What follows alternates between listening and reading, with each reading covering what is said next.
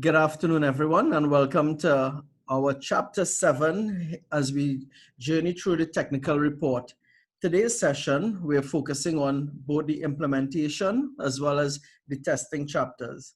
They are done separately, so we'll start with the implementation chapter, and afterwards we'll work our way to the testing chapter. Now, last week I would have mentioned while doing the design chapter that the university has mentioned in the past that the design as well as the implementation chapters are the two heavily or heaviest marked chapters. They carry more marks than the other chapters in the entire written report. Therefore, it's very crucial when you are writing those chapters that you pay as much attention to details as possible. You try to give it your best effort in those two chapters in particular. I'm not saying ignore the other chapters, but definitely those two chapters are your two focal point chapters in the write-up. Now, in terms of the implementation chapter, all right, this is where you talk about the entire development effort in terms of what you would have done. All right.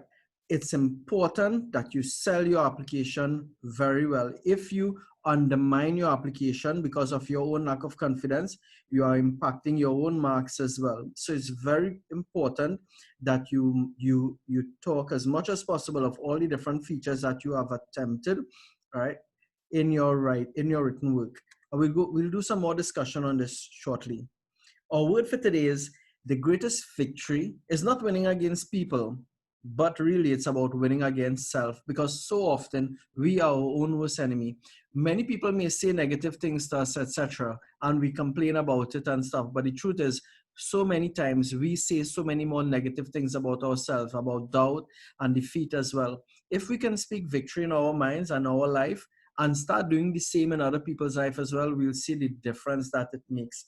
Sometimes a gentle or kind word is more than enough to change an entire attitude. So imagine when you apologize to someone, your words have done so much. Imagine to your own self as well, if you can learn to forgive as well, and you can also speak positive things into your own life, you've won the war. It doesn't really matter what others have to say about you, because what you know about yourself is already winning. Okay. So in terms of the chapters of the final report, these are the many chapters which we've looked at in every session, right? So we've covered chapter 1, introduction, background research, chapter 2. We've done LSCP issues, chapter 3. We've done the risk, chapter 4. And last week's class, we focused on requirements analysis and the design chapters, right? Today's session, we are going to look at implementation and testing, which is chapters 7 and 8. In that regard, well, today, as I said, this particular chapter focuses on the implementation of the artifact. In terms of the implementation, right, this is just some notes from the assignment briefing sheet and from the general guide they would have provided regarding the final report. It says that, and this comes from the university themselves, right? The software implementation chapter should provide an overview of the practical work carried out. You are strongly encouraged to draw on references from the literature here. Typical topics or sections in this may include the development environment, discussion of database analysis and design decisions, system structure, or program design issues, the approach used for version control, commentary on any uncertainties in the project specification or requirements and how you resolve them, the use of software tools, what input you supplied, how you configured, what outputs were produced, presentation and discussion of intermediate results, for instance, a program which was progressively refined or extended. So now some of these we would have had in different places. So in terms of discussion of database analysis and design, we did that in the design chapter, right? So this was already covered. Program design was done in the design chapter as well. But in this chapter, we'll discuss version control. We will also discuss in terms of the requirements, we'll talk about things that you didn't complete as well. So the rest of it we will be covering in this particular chapter. So some points to note, right? This chapter is considered as the one that has the most marks allocated to it in your final report. That comes from the university as well. So the design and implementation chapter, the two most important chapters, and the implementation being the most important one. And therefore it focuses on the development of your application, right? The thing is that as part of your write-up, you would try to focus on all the different areas of your implementation, from the installing of the software tools to the creation of the database, to the creation of the connection string between the database and the application, as well as the implementation of your application. So all of these things will be covered here. Now, you're not going to write this as a step-by-step guide or anything like that. You're not teaching them how to program, but you're going to write about, the different features you would have implemented. You're going to discuss a bit of the code that you would have had to use and stuff like that, so to make it a bit more richer in content, okay? So it's very important that throughout the entire chapter, you not only state what you did, but you provide evidence of what you did. Now, I've seen several times in Mina's, she's one of the project supervisor, Mina's feedback to students, she often would write that when, especially like feedback on the IPR and stuff, she would tell students that if you write the entire report and it's only text and there are no pictures and stuff, it's a boring read. She always encouraged students to insert pictures through it. And those pictures are like evidence as you go along as well. Therefore, in this chapter, you can make numerous claims, and you should as well, but you need to support them with evidence as well. So therefore, you'll need to include screenshots of the screen that was developed where possible, or screenshot of coding that you would have used as well, or snippets of coding. All of these things are part of what you will be writing up. Without the evidence, you can make a number of unsubstantiated claims that could impact your score, right? So evidence is always good. In terms of the structure of the chapter now, not every one of you will have all of these features, but this is just a general and a loose guide to the chapter. You would have, for example, 7.1, which is your introduction, 7.2, which is the development environment. Then we'll get into the creation of the database. Then we will look at the connection string between the front end and the back end. Then we'll start talking about the user interface implementation. Now, all the other stuff is about the user interface implementation. But what you will do in the interface implementation is discuss some general issues about commonalities of all your screens and stuff like that. Like what you may do, some students create like a template screen. It's such that like every screen has like a header, it has the name of the screen or the page that you're on at the top, and may have certain information in specific places. And in the middle of the screen, the body is what changes, right? So, like a letterhead may have a head and a footer, and the body of the letter changes, but the letterhead remains the same. It has a header, footer, etc. You may have a consistent template, one or two templates you use for the design of your pages. So this is where you will talk about those things there. Then you start talking about the features and the advanced features in particular, such as like the responsive design, the process funnel, gamification technique, website credibility, recommender system. These are functional as well as non-functional requirements, right? But they are considered more advanced in nature, right? Recommender system. Then after you talk about your features, so you could continue talking about your major features as well, right? But one recommendation as well is that after you've discussed your features here now, right? So up to here, I have features. So from responsive, process funnel, gamification, website credibility, recommender system. Then after now, here you talk about any changes you made to your design. So of course, you can have more features if you wish. And after those features, then you get into changes to the design. So meaning that in your design chapter, you would have talked about how your screens would look. But when you actually created the screens, they may not always look like what you had in the design chapter. You will account for why the design screens are different from the actual ones implemented, wherever they may be different. You'll talk about how you handle error messages. You'll talk about how you handle security in terms of the application. You'll talk about version control. And then you'll mention about features that were not implemented, right? So these are some of the things. So here you talk about this part is common. So introduction, development environment, creation of database, connection between front and back end, and user interface implementation is common for everyone. These here now from 7.6 to 7.10, right? Those will vary based on the features you've implemented. And then after that now, these are general recommended from 11 all the way down. These are generally recommended for everyone as well, okay? So could you give me an example of something you could insert between 7.6 and 7.10? Another feature that I don't have here. Is there any one of you who may recommend a feature that I have not included that you may have?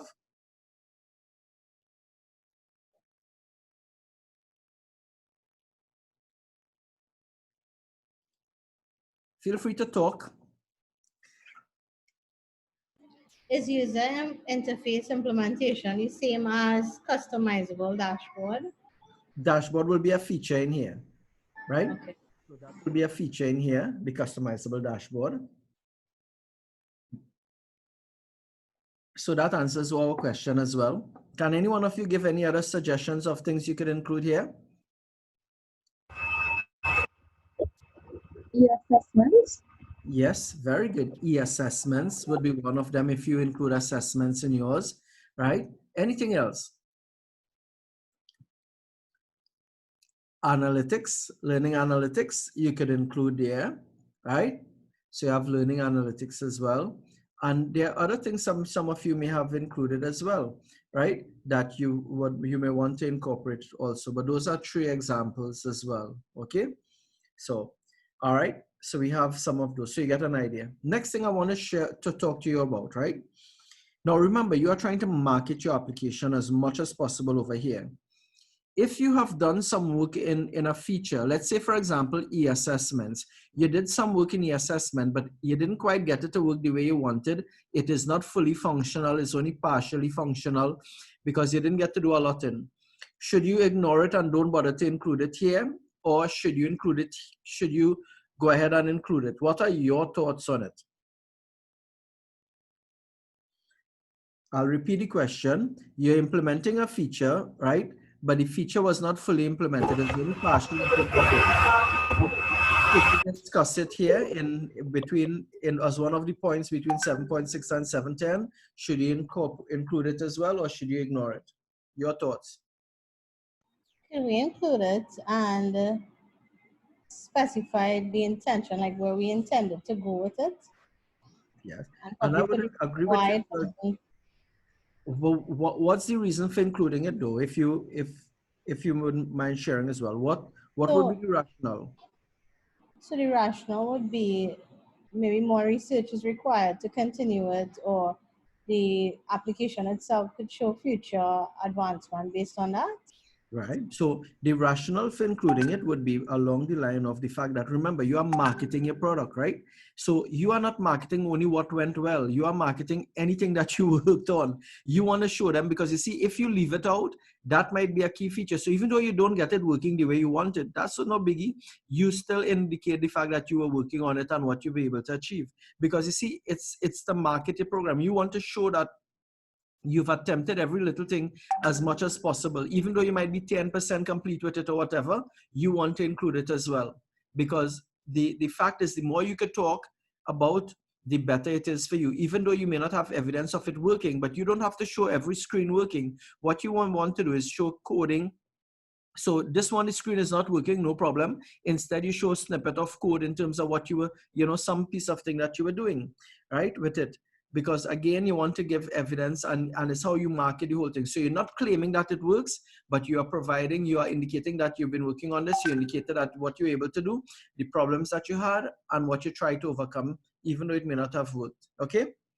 So let's get started. So the first thing we're going to start with now is the introduction. Now, in terms of the introduction, remember the role the introduction plays. In every chapter, the introduction, you'll indicate why this chapter is critical or important. What is the aim of this chapter? And what will be covered in the chapter, right? So those are the 3 things typically. So let's take a look at an example. The implementation phase is the most crucial phase in the development of the software artifact. For without this phase, there'll be no artifact. This chapter looks at developing the e-commerce website for the children's clothing store. It provides an overview of the practical work carried out, which includes installing and configuring the software tools, getting the database and application to talk to each other. It also involves creating the database tables and writing appropriate programs to have the website completed or the application completed. This chapter also covers any problems or issues arising during the implementation and what was done to resolve them. Cool. So this is an example of the introduction. Now, next, for the development environment, what are you going to talk about? In terms of the development environment, you will reiterate the choice of the environment, right? So if your environment is MAMP, etc., you'll mention again about the environment, okay? Then after that, you will talk about the installation of the development environment as well. If there are any problems with the installation, right, that sort of thing. So first, let's look at in terms of the development environment as an example. So here you talk about the environment, you reiterate what the environment is, and you'll mention in terms of the installation, if there were any particular problems with installing and configuring it, or if it was a smooth ride. Naturally, the better the story, if you have problems and you resolve it, it sounds better. But if you want to create a problem and indicate you resolved it as well and what you did to resolve it, that's fine. If you want to indicate it was a smooth install, no problem either. Okay, but often better, these stories are often better when you show that you overcome something. Okay, so in terms of the development environment, what would you write? This is an example. The development environment includes the use of Eclipse, which is an integrated development environment. This was chosen particularly because it includes version control, which is required for this project. Eclipse also includes a source code editor to build automation tools and a debugger. WAM server was used because it includes MySQL, which was used for the housing of the database for the e-commerce software. The application was built within Eclipse and using PHP along with a combination of HTML and CSS. The installation of the software tools was straightforward and no special configuration requirements were necessary. There is a host of YouTube videos and websites with support in case a problem occurs. Okay, so this is more or less what you would include in the write-up of the development environment. Now, after you install the development environment, the next thing you're going to do is to create your database tables, right? I hope you guys are a bit familiar with how you did, because you're going to describe it briefly, right? So after you've installed the software, you have to create a database environment. So you will discuss the process of creating the database, right?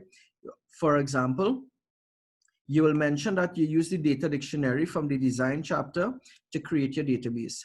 You will mention as well if you had to give your database a names and if there are any problems you had in creating your database, whether it was a primary foreign key constraints or any other problem you had while creating it and how you resolve it.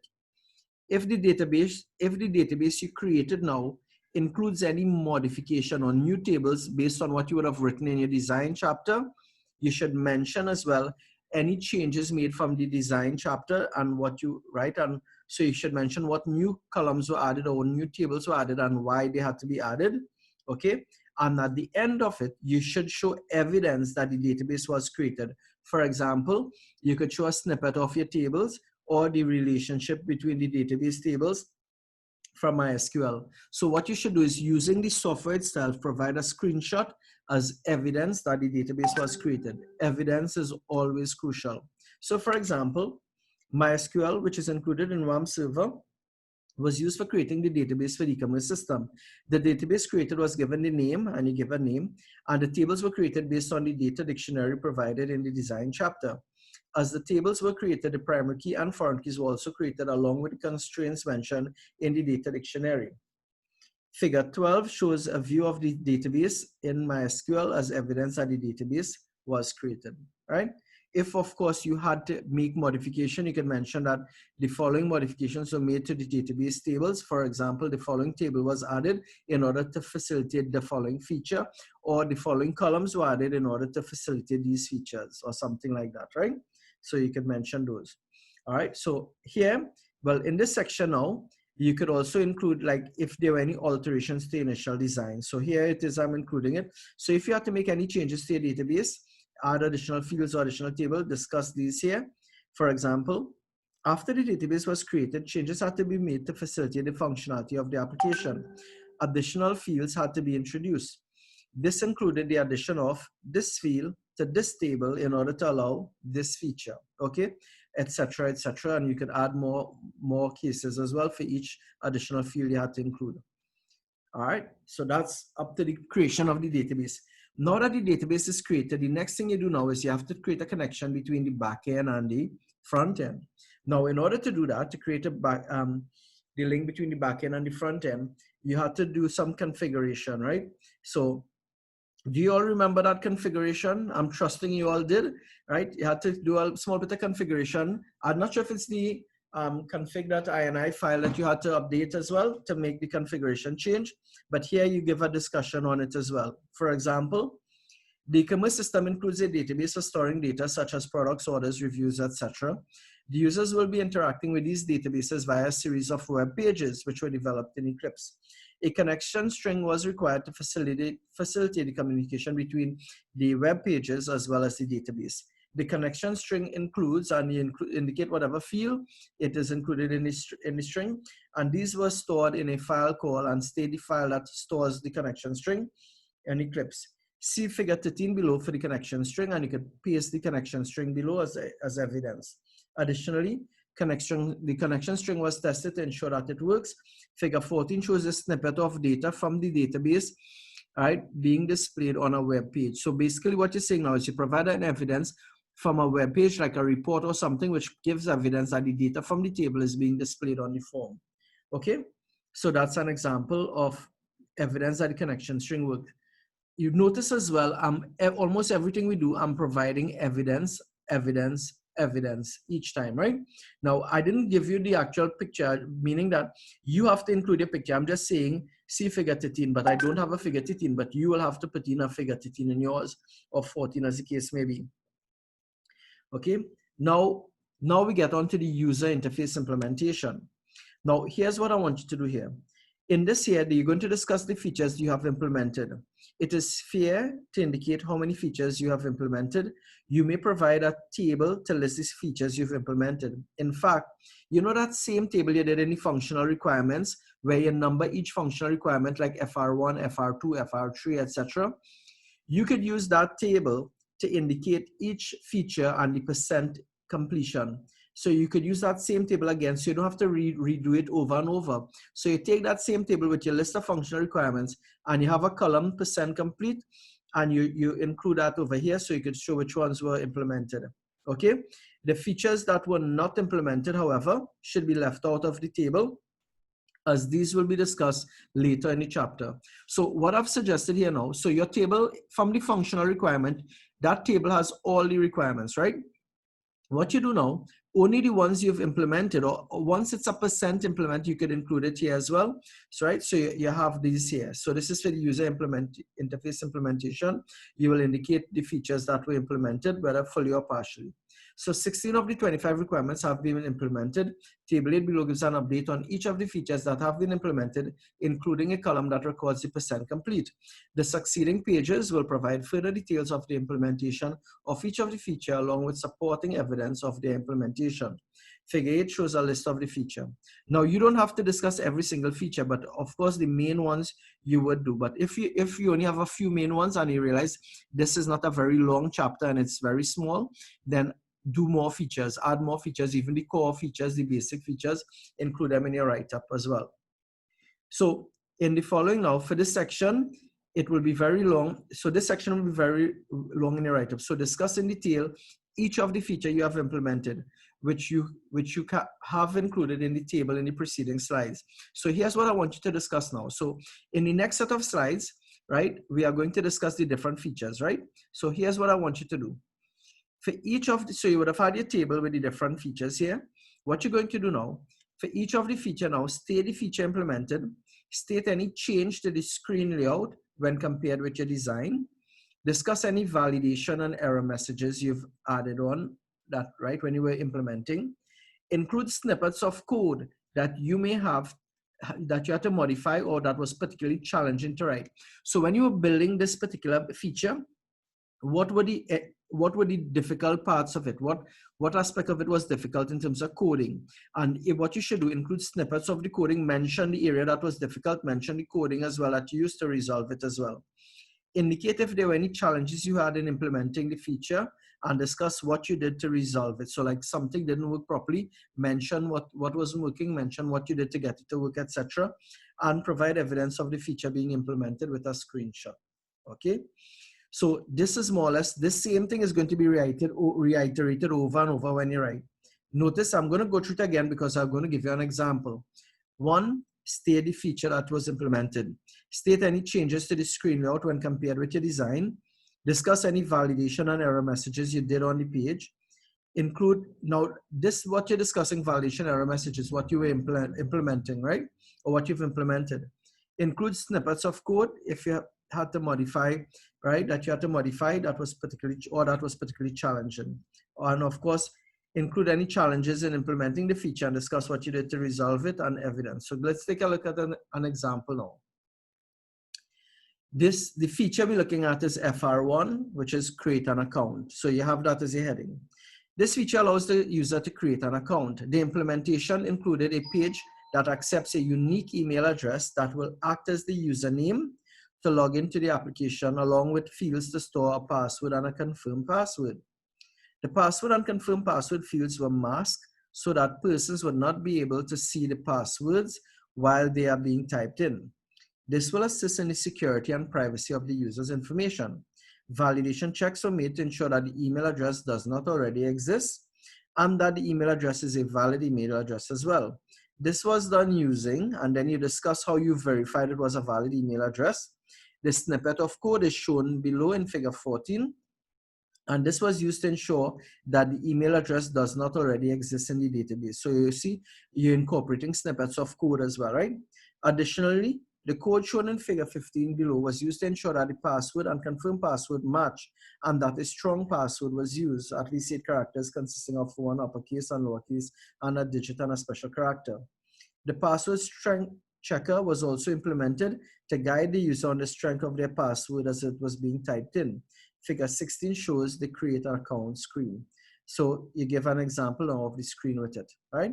And this is an example of the create account screen. Okay, so here's an actual example of the create account screen from a user. Good. So this is an example of how you write it. Now, this is just one. You have to follow this example now and do the others like login, general search, etc. So using the same approach, you do the others as well. Okay. Next. Now remember to repeat those same set of steps for each of the features implemented. Okay. So keep repeating these steps for each of the feature you've implemented. Now, some of those features will be advanced features. So here's the thing. For the advanced features now, you have them as additional separate ones as well, right? Now you may have implemented, just a second. You may have implemented some advanced features such as responsive design, process funnel, gamification, website credibility, recommender system, e-assessments, learning analytics, etc. And of course, they may have other features. These key features can be written under their own subheadings because these are key features, so you can fit them under their own subheading. So notice now, under subheading 7.5, user interface implementation, what therefore should go under 7.5 versus these features will be 7.6, 7.7. Which features you think therefore you'll put as under 7.5? Ideally, it will be all the core or advanced. Which one do you think? 7.5. Right. So 7.5 is the general user interface implementation, and the core features will be listed under 7.5, right? And the advanced features now will go as 7.6, 7.7, etc., right? So let's say you're discussing responsive design. You should utilize responsive, right? The application should utilize responsive design. Discuss how you're able to implement responsive design to your application. Show snippets of coding to illustrate how it was implemented. Discuss if there were any challenges with the implementation. Show the screen on multiple devices evidence. So example, the exponential growth in mobile users has made responsive design almost mandatory if an application intends to stay competitive. Responsive design was implemented in the application by using CSS and HTML to resize, hide, shrink, enlarge, or move the content to make it look good on any screen. Different styles were used for different screen sizes. The screen sizes were targeted using the media CSS queries, which are available in CSS3. Figure 18 is an example of the changes made to the CSS file to cater for responsive design. Figure 19 shows the application on different screen sizes. All right, and this is figure 19. Now, I would include, as I say, snippets of coding and all of that within the write-up too, right? And this is an example on different devices. There's a software you could use to do this as well. You should probably check it out and see, where it takes your screen and show you on different devices. So you can probably find out where that is. Next, let's say you're doing process funnel. It's the same sort of thing as well for process funnel, right? Okay, so you write up about it. This is an example as well. You do the same for after process funnel, gamification, same sort of thing for discussing implementation of gamification, right? Okay, let's discuss gamification. Several gamification features were implemented to encourage buyers. One example was the daily deal system. This system allows one item to be on special for 24 hours for a given day. Each day, a new item becomes the daily deal. To implement the daily deal, it requires creating a new table called daily deal, which stores which item is the daily deal for a given day. The table stores the date, which is unique, the item number, and the original price, and the daily deal price. The application checks the current date with the date of the daily deal table and displays the item along with the daily deal price. Figure 22, see figure 22 for snippet of code, which illustrates the items being selected for the daily deal table for display. Figure 23 for the daily deal being implemented. That's one example of gamification. Another example of gamification being used is the gamified engagement platform. This is a loyalty system that allows points for a wide range of users' action, including reviewing products, liking products, rating products, as well as points for purchases made. To implement this feature, the customer table was modified to include loyalty points. Each product also included a field for the number of loyalty points per unit of product purchase. Additionally, points were added for each product review made by the customer. See figure 24 for snippets of code to show the loyalty points being updated after purchase was completed. The loyalty points were displayed on the user's profile. See figure 25, which shows the loyalty points for the user. Loyalty points can be used as credit towards the customer's purchase. Each loyalty point is worth 5 cents. Therefore, when the checkout cart is done, there's an option to use the loyalty points towards the purchase. To implement this, the order table will reflect amount paid via credit card as well as the amount discounted based on loyalty points. The customer's loyalty points was reduced accordingly. See figure 26 for snippet of code that shows the loyalty points being updated after it was used in a customer's purchase. See figure 27 for the screenshot of loyalty points being used towards the payment in the card checkout interface, right? And of course you have your figures, etc. And for each one, again, you keep repeating the same series of stuff, right? So that will give us up to here the recommender. So let's go now to the next section called changes to design. Now you would have designed this application in the design chapter, but you may find that, look, what you design in the application in the design chapter may look different from what you've actually built. Now, you guys have been working on your coding already, so you already have some form of an application. Some of you may have started your screens in the design chapter. All right, just to throw the question now, any one of you, are your screens exactly like identical from one to the other in both design and implementation, or were there any changes to some of them? Just to get your feedback, were they the same? Were you able to achieve the same screen in design as the implementation, or were there differences?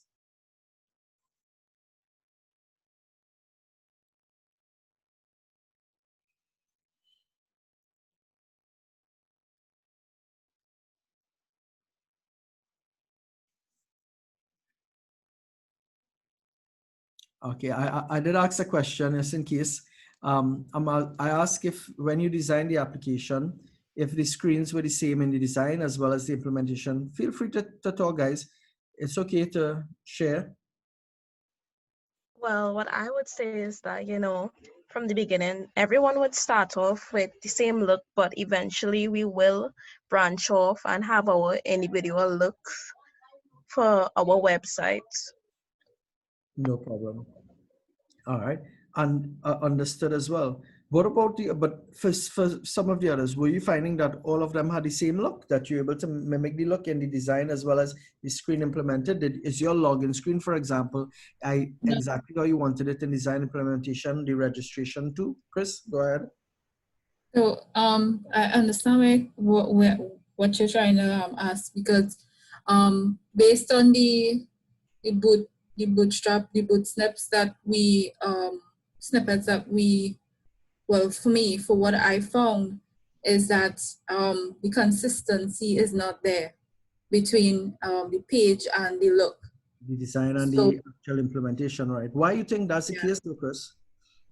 Well, sometimes I couldn't find a snippet that would have looked the same. I did see one that have the same registration and the same login, but the color scheme is different from the rest of pages. So the consistency is not there. No problem. And those are fair reasons. Anyone else as well would like to share? I agree with what was just said. from the wireframe design that I would have proposed in my IPR, it was a little bit difficult now trying to look through seeing that we're using, as Crystal said, we're using bootstrap. It's a little more difficult to look for exactly what you want, because probably we not able to navigate through the thousands that there to actually be able to find one that is similar to what we had as a wireframe design. And as she mentioned, my issues with consistency, because if you look at our website, most of those, like with most of the academies, all of them have a specific team going. And if we're using different designs, it's difficult to maintain that consistency. All right. Okay. Now, just a note as well. In your design, you could create your own designs as well, right? But naturally, it's easier to use stuff that already exists. My general take on it is the following. In your design, you could be as creative as you want, because remember, you are trying to create $1 million project kind of thing in your design. So, for example, remember, I've always told you as well, when you're writing, when you're designing, this is your dream project. So basically, you are making it as if you had all the skills in the world. This is what I will make it into.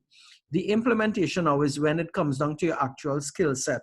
And you would find that your ability to design might be far greater than your ability to code for many, not for everyone necessarily, but for many of you. Therefore, it's far easier to design a really lovely website.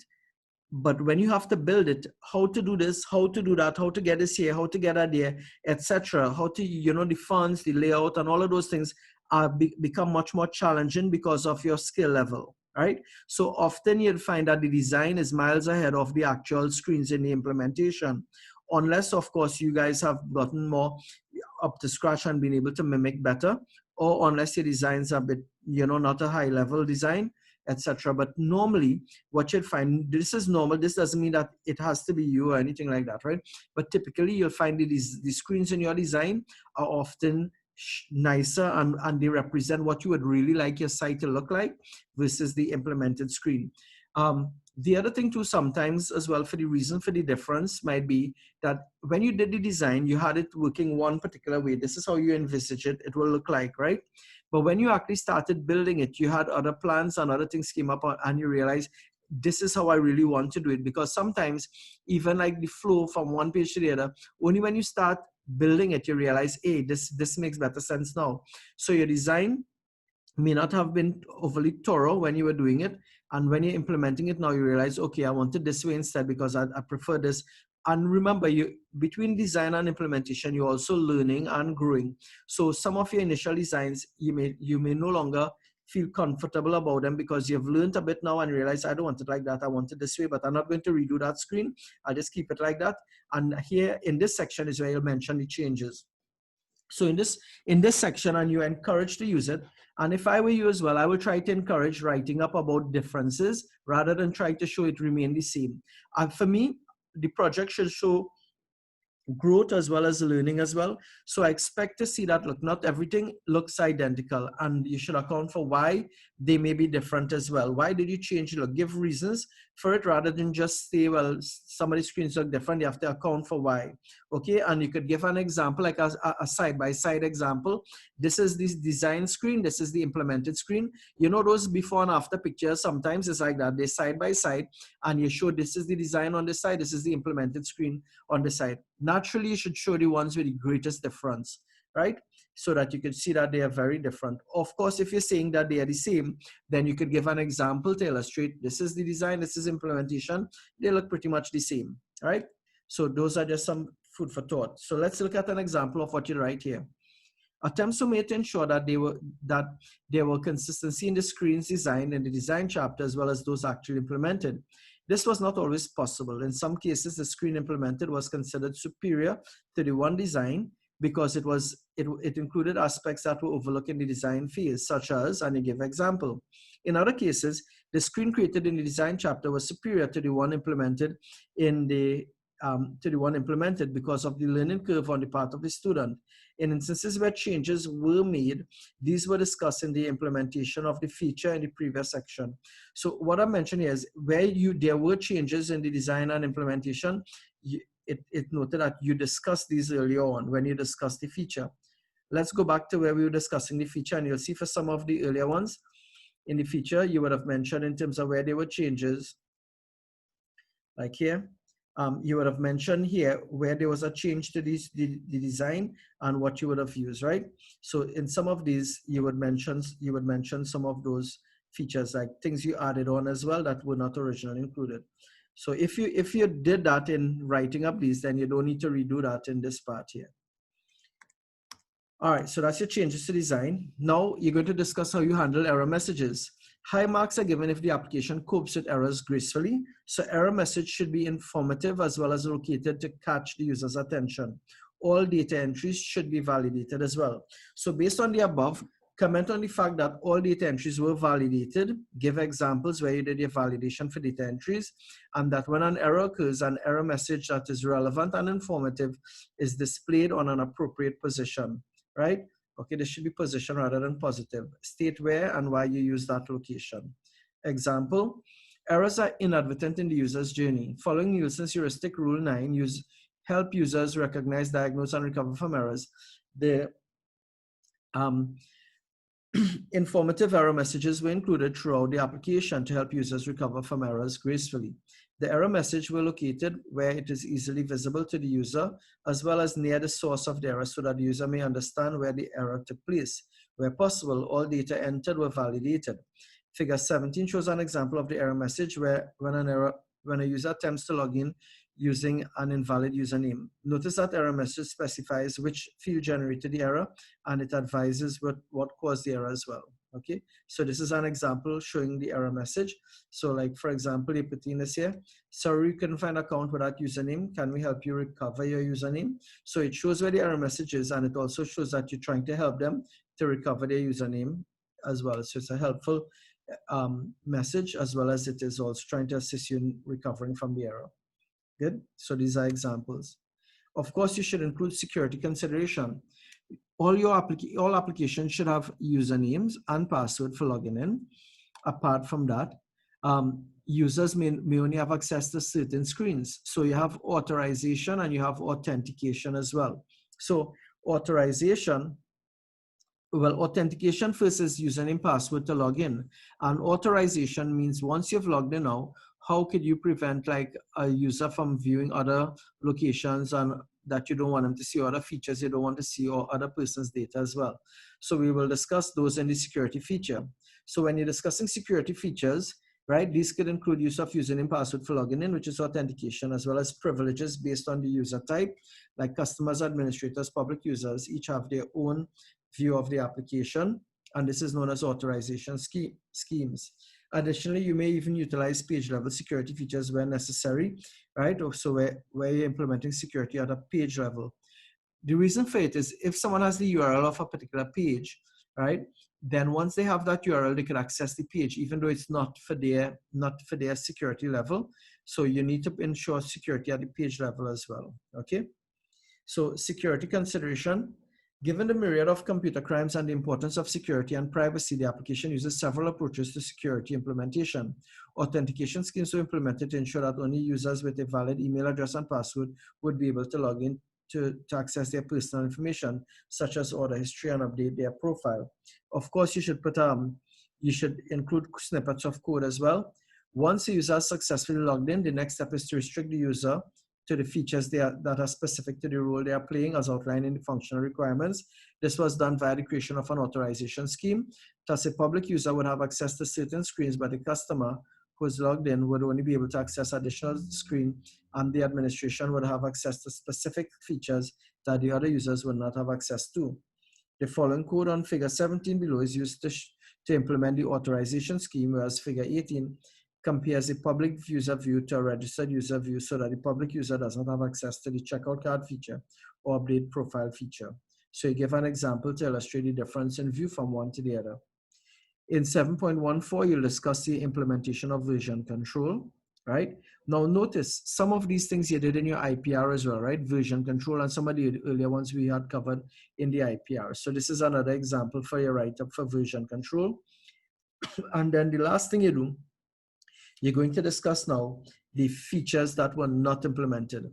So in terms of the features that you have not implemented, right, ideally this will be from the functional requirements, the one that you didn't do any work on, ideally should have 0% as well. For these, state why the features were not implemented, indicate if any attempts were made to implement and how far you reach with it. So for example, 9 of the 25 requirements have not been implemented. Table 15 gives an update on each of the features that have not been implemented. The succeeding pages will provide further details of the implementation of each of the feature along with supporting evidence, right? And table 15 below shows the list of features that have not been implemented. Now for this here, you indicate what was done. So did not implement because of time constraint for this feature. The following was done, ... And integration of PayPal. This option, or the option to choose PayPal or credit card was available. However, there were problems with getting PayPal interface to work. State what you did, even though it did not work. Given the credit card interface works, this was left out as a last resort. However, I did not have enough time to complete it. Okay, so you give an account for why it wasn't done. And that brings us now to the end of this implementation chapter. All right, so you can start your implementation chapter even though you haven't finished with your application, and you could keep adding to it as you add more and more features as well. All right, so this brings us to the end of our first section. I'm going to pause the recording as well. We'll take a couple minutes break, and then afterwards we will then continue our... Welcome again, and this time we're on to chapter 8, which is the testing chapter. And the testing chapter now is where you're going to test the application to ensure that the functionality works. Now, what the university wants to see when they read your testing chapter is that you have a strategy for testing, that your strategy is complete and comprehensive, and that you include a range of testing types as well as a range of test data as well. So for example, when you're testing your data, you don't just want to use data that works. You also want to test it with both valid as well as invalid data as well, right? So it's important that you do a comprehensive set of tests as well. The other thing you need to do is you need to show you have like a test plan so that you have a strategy for testing as opposed to just random or ad hoc testing of the application. You know, you just feel like testing this or feel like testing that. Your test plan should be comprehensive and detailed to cater for the full application being tested. And then you need to show evidence as well that the test was successful or not where possible, okay? So that's testing overall. Let's look at our word for today in testing. I'm not a product of my circumstances. I'm a product of my decision. A lot of the messages really about self, because to be quite honest, we blame everyone so easily for our decisions when things go wrong, when things go bad, etc. But it's really amazing to see how different students react differently to the same situation. So for example, you guys may have, let's say, just over a month, so say about 35 days to complete your assignment and submit. To one person, it might be, I can't do this. This is way too much. To another person is, we are real time still, boy. You know, this is same situation, but how you see things are very different. And each of us are really product of, we are product of our own decision. And many times we blame situations as well. We blame like our parents, we blame other stuff. And please forgive me if, you know, some of you may have had real harsh realities, and I'm do apologize for that. But too often, for many of us, we blame everyone else and other things for really our choices as well. Things may not always work out in our favor, but always remember the choice to be happy, the choice to be bitter, the choice to be angry, the choice to be disappointed, the choice to be joyful are all our own decisions we are choosing to make. When somebody does something that really offends us, it's our choice if we want to go back and offend them, to lash out at them, or to treat them with kindness. Each of these are our own decision. I always want to encourage you that no matter how persons may have treated you as well, you have the choice of how you treat them. The decision is yours. And always choose to make the right decision and not just be about emotions only. So now we're on to chapter 8, which is the testing chapter. So what should the testing chapter do? According to the university, this chapter should discuss your strategy for testing your software. You should report on the outcomes of your testing. So how are we going to do the testing? So in terms of the structure of this chapter, like every chapter, we'll have an introduction. Then we want to show that it's proper and sound basis to testing. So we're going to have a test plan. We'll test the functional, we'll test the non-functional. We'll also have a defects log. The defects log now basically is to list any errors from the testing. So if there are any errors you found in testing, it goes into the defects log. Now, what you will do now, you will take your defects log at the end of testing, and then you will go through it, and that has all the defects, and then you're going to try to fix those defects. And after you've done that, then you will do an analysis of your results. At the end of it, how many features. So basically what the analysis will have is that it will tell you, well, look, I had 35 features. Out of the 35 features, 20 worked fine, 15 did not work, 15 had defects. Of the 15 that had defects, right, I was able to fix 10 of them, but 5 of them I did not get time to fix. They were not crucial, so I'll fix those in a future phase or something, right?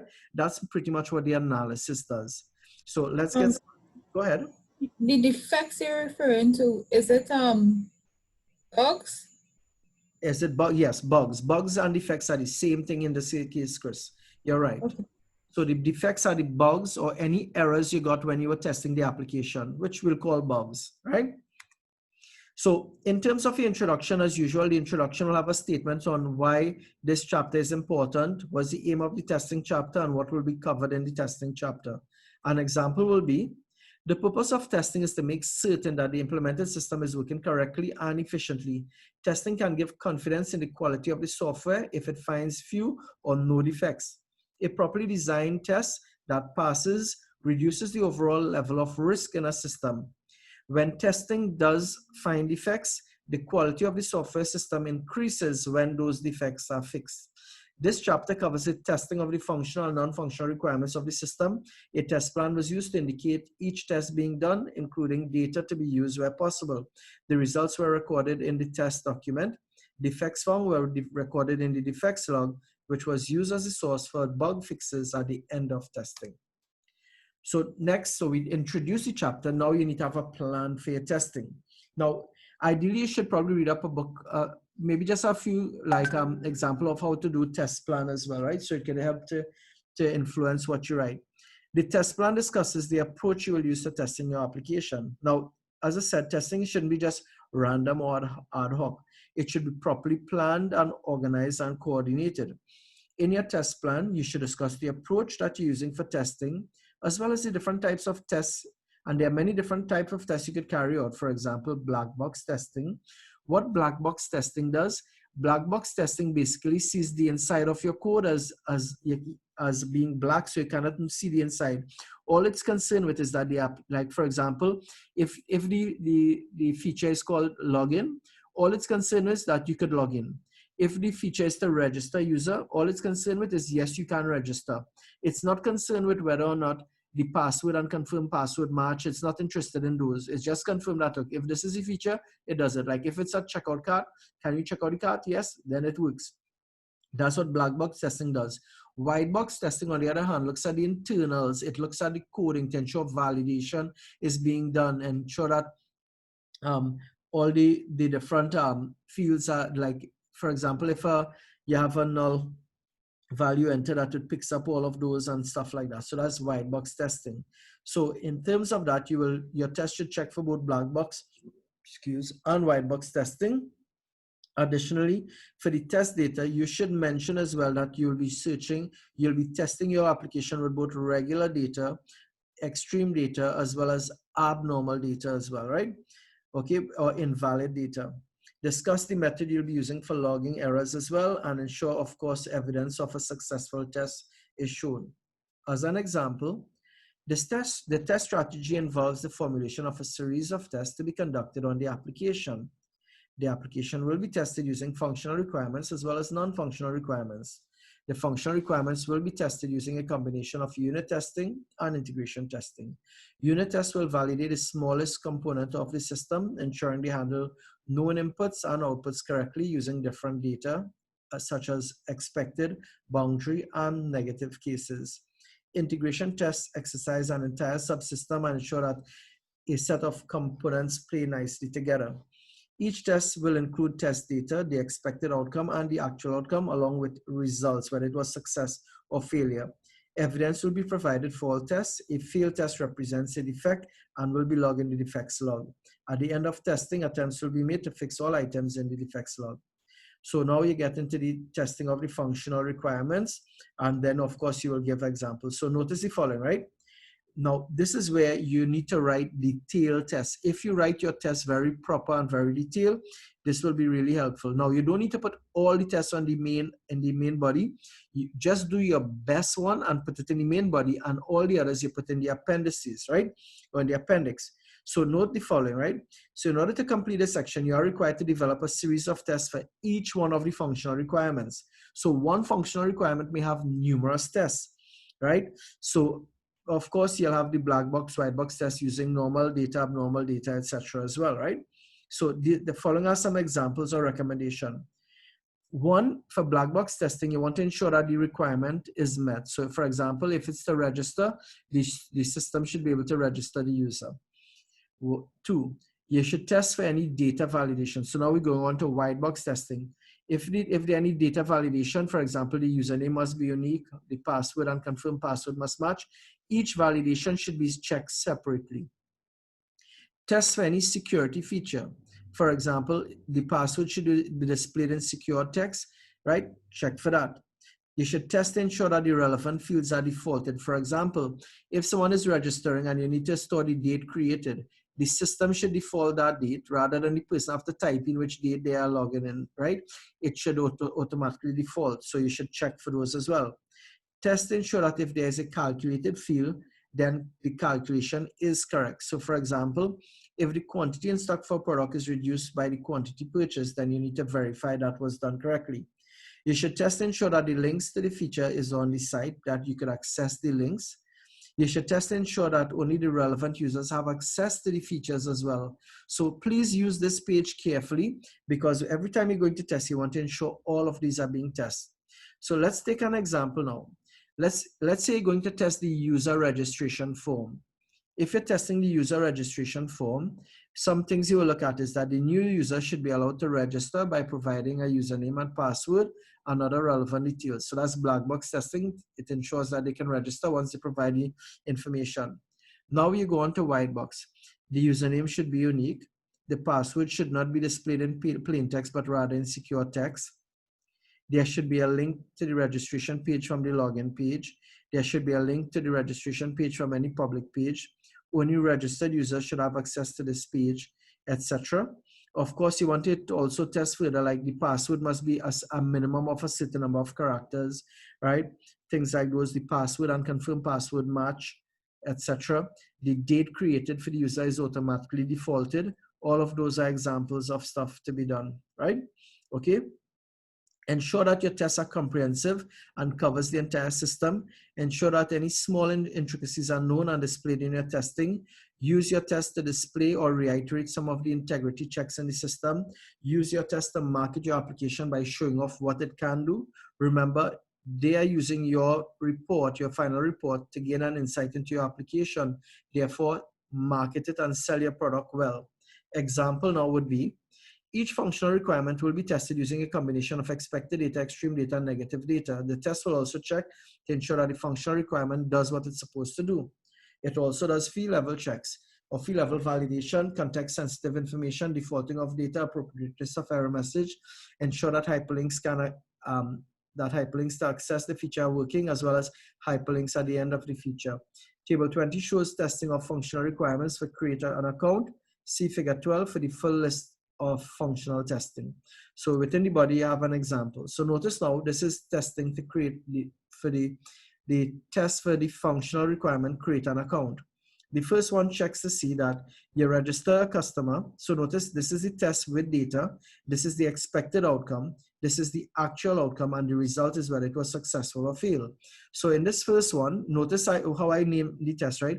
If this is FR1, then the test will be FR1.1, FR1.2, FR1.3, etc. There are many tests for this one functional requirements. This test is really ensuring that once the person entered a valid username and password, they can register. So you provide the data as well. The expected outcome is the customer is registered and taken to the login page. A record has been added to the customer's table. And the actual outcome will indicate what happened. And if it is the same, yes, it's successful. Another one. You register another customer, Marvin Jones, with email address johndoe@hotmail.com and password #bless. So this is one customer, John Doe. Now you're registering another customer with the same email address.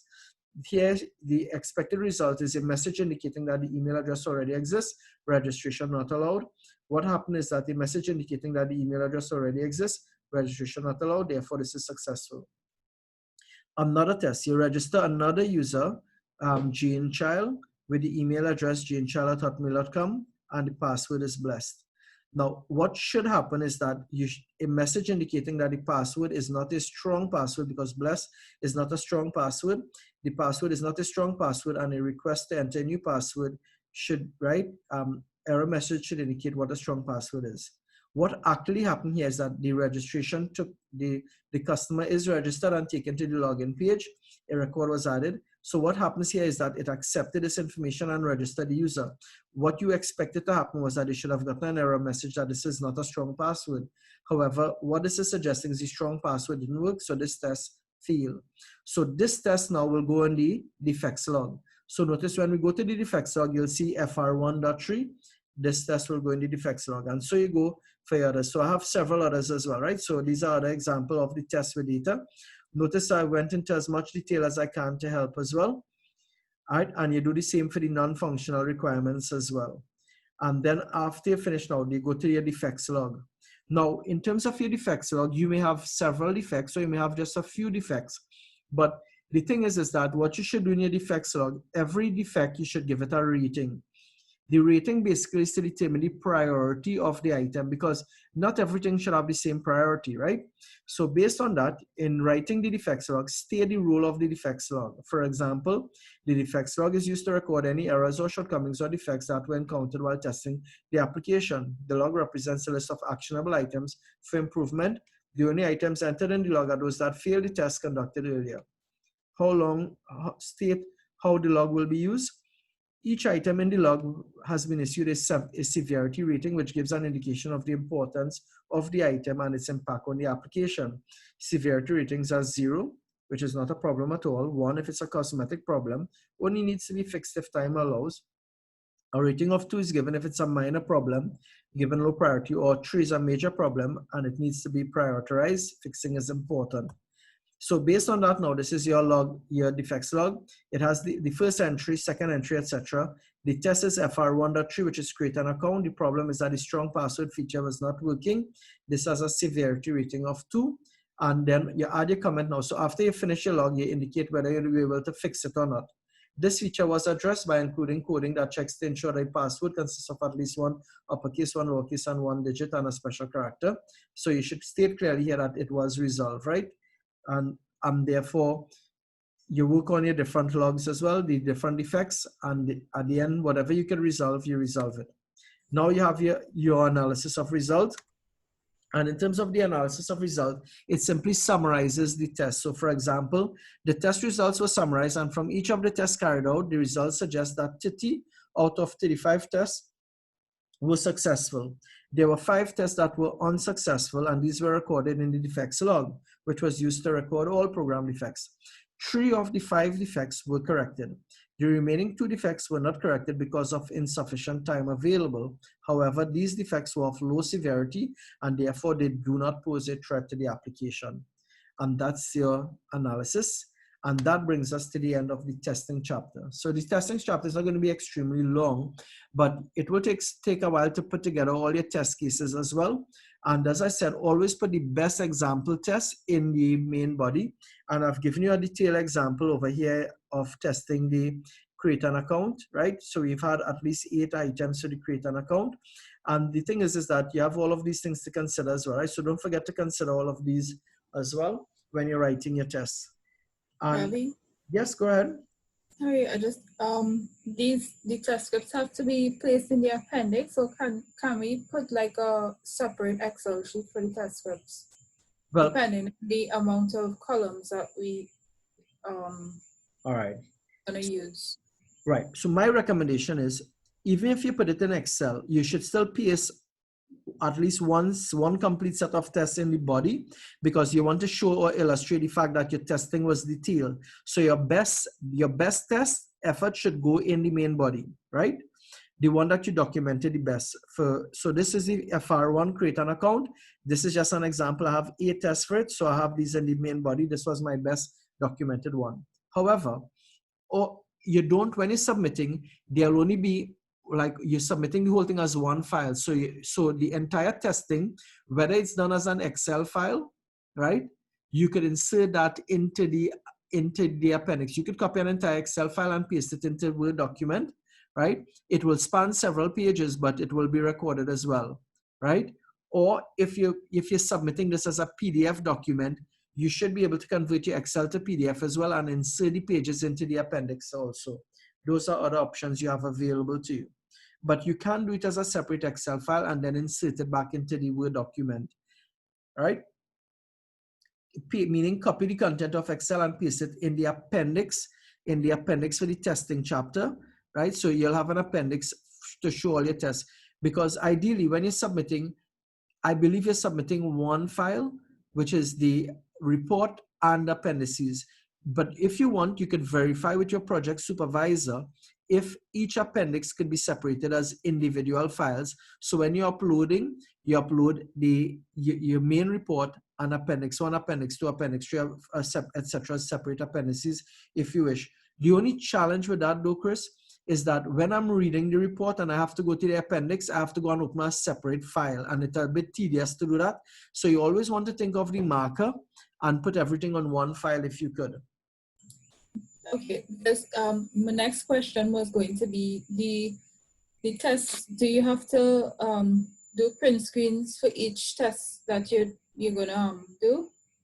All right, now what you could probably do, it is recommended to show evidence of the test, right? Now that's a lot of print screens to show, but ideally you're encouraged to have it like a screenshot to show this test work, that test work, where possible, as evidence, right? Again, the requirement from them was that you should show evidence that the tests work.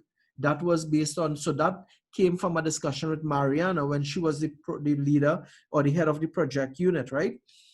The others may not be familiar with Mariana because she has, her role in the project has, in fact, she's UXD. So if you're doing UXD, you should know Mariana Lilly, right? But ideally, you may want to liaise with your supervisor in terms of if every single test, the screenshot need to be recorded and included in the appendix, because it will be a lot of screenshot. But honestly, it is the right thing to do and it is very detailed.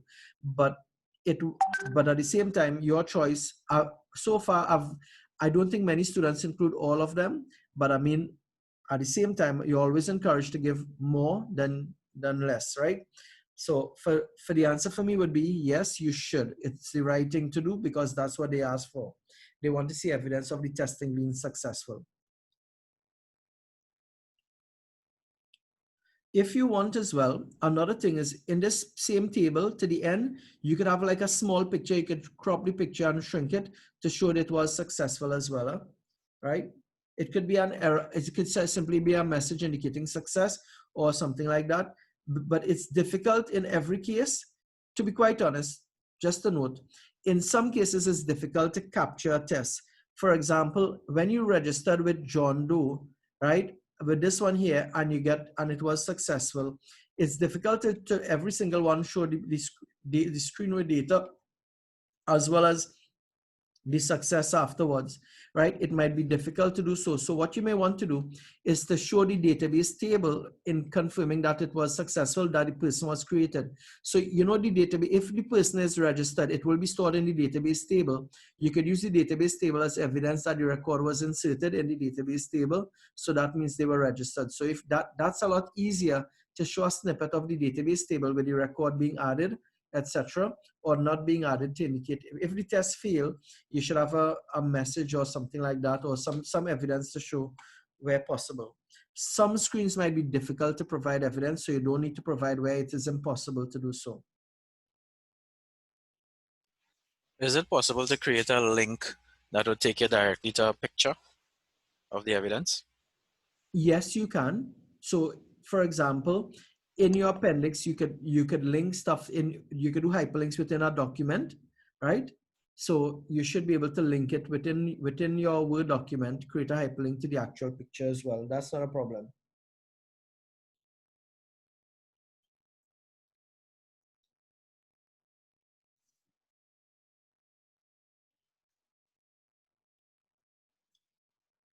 Other questions?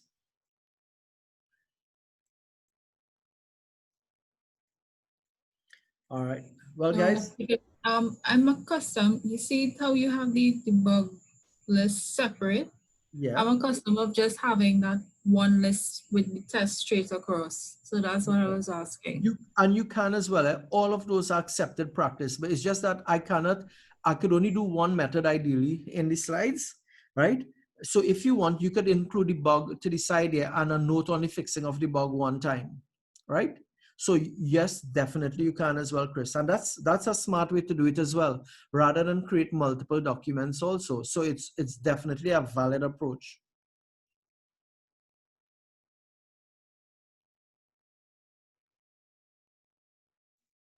Okay. Cool. All right, guys. So that's it. Let me just take a screenshot of the attendance, update the attendance log, and then afterwards, okay, already, let me just verify. You were going to go through something after the test scripts. Well, I think it was the defects log, I think, but we already did the defects log. So after test scripts was the defects log. I was thinking of just showing an example chapter of students doing the testing, but you all have access to the chapters as well in the shared drive. Let me just pull up an example chapter as well, right? For testing FPR. Sorry, this is the lecture notes.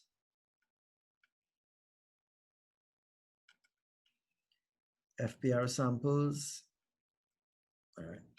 In this class, all of these got high marks, but I think the highest was by Chai got 85 and Leandro got 84. Those were the two highest marks, right? But you'll find that some of them, the chapters, like some may have although somebody got a lower mark than the other, they may have had a better particular chapter. So one of their chapter might have been, better written than another chapter in someone else.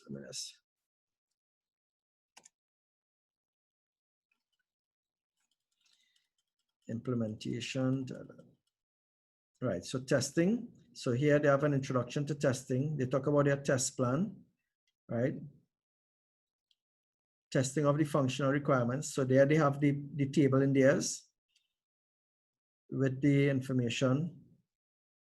Then they have, I guess, a sample screen as well to show a feature working. Testing of the non-functional.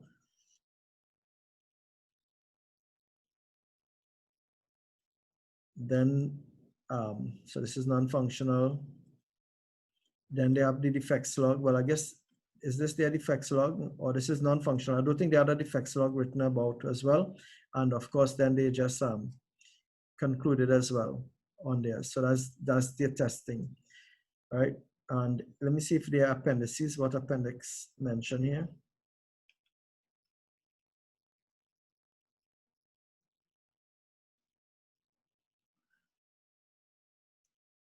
Table 8, figure 25, table 8, which up. I'm not sure if there's any appendix. I'm not seeing reference to an appendix item for testing, but just scroll down a bit for this.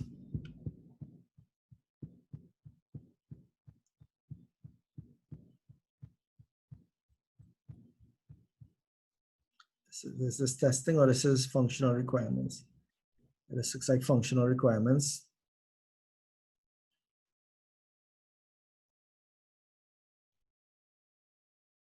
By the way, like even when you're doing prototype, personas, I will always encourage you to put at least one persona in the main body as well, right? As much as possible, even use case, put at least one use case in the main body also. These are their tables. This is like testing. Yeah, this is their full testing here. So this is their test results. So Appendix 9 is the test results. So this has all the different tests being here. Notice they don't have code for everything. They don't have pictures for everything, Chris. They have some of them, some pictures only. Not all of them have pictures. Yeah, I see them. But The personas, is it that we're creating personas because we don't have live users to test with?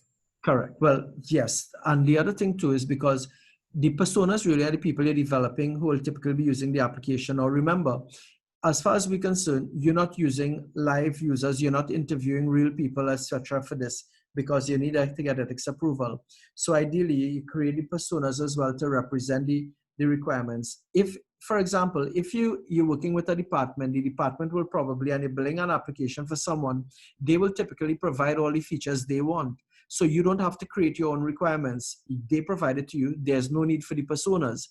In a case like this, where you are trying to develop the requirements, right? So you are not given the requirements. You have to come up with what the requirements are for the system.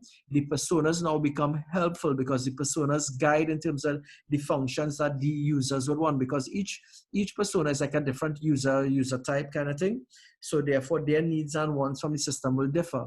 But if it is that a customer call and say, here, what now? Crystal, I want you to develop an application for CTS. These are the features it needs. You don't need to develop personas because you were given the functional requirements.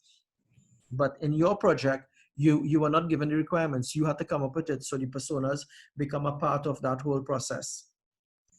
So if we had gotten an ethics approval, we would not have had to do the personas, or we would have still have to take the actual users that we used to get that we got ethics approval for, and then put them into personas.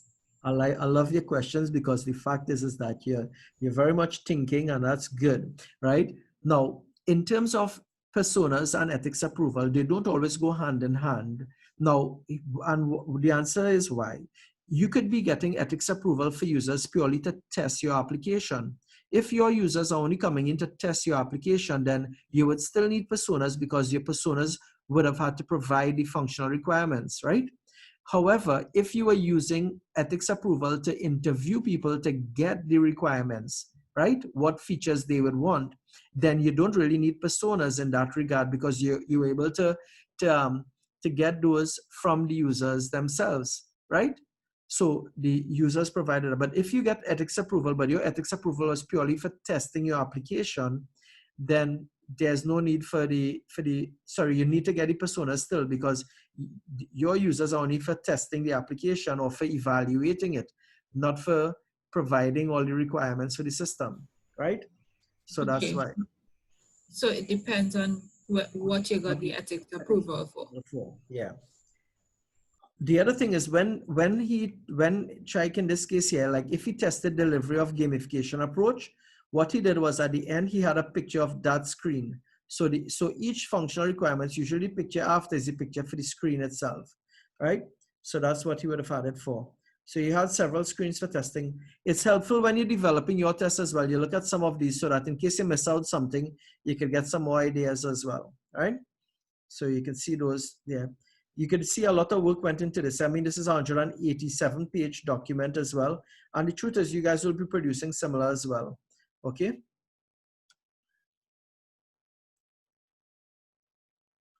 Of course, yeah, there's source code. So the source code itself is about 50 pages for the source code.